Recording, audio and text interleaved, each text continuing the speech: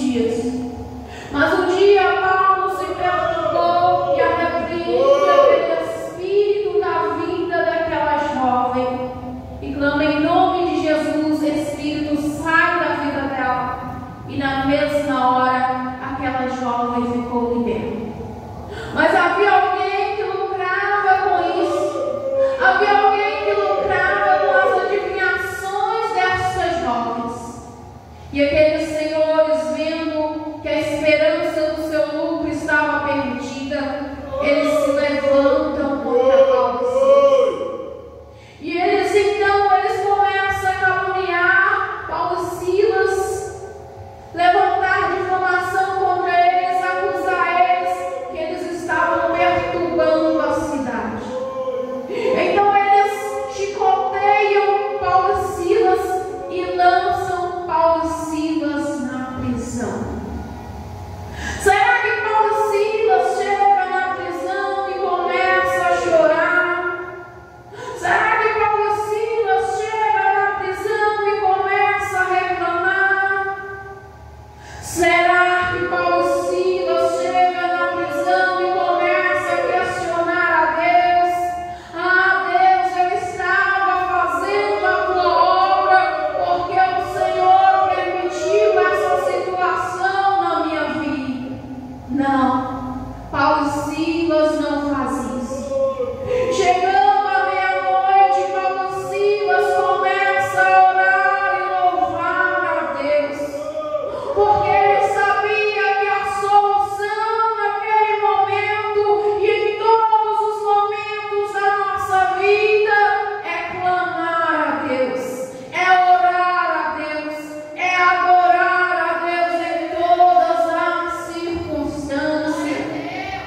E naquele momento que eles começam a orar ao Senhor e louvar o Senhor, houve tão grande terremoto naquela prisão que as paredes e as portas daquele cárcere se moveram.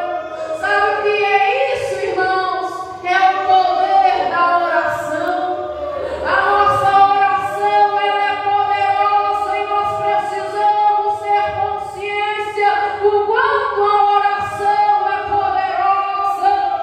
Se nós tivermos consciência do poder da oração, não há muralha que fique sobre a nossa frente, não há impedimento que não seja caído sobre a nossa frente.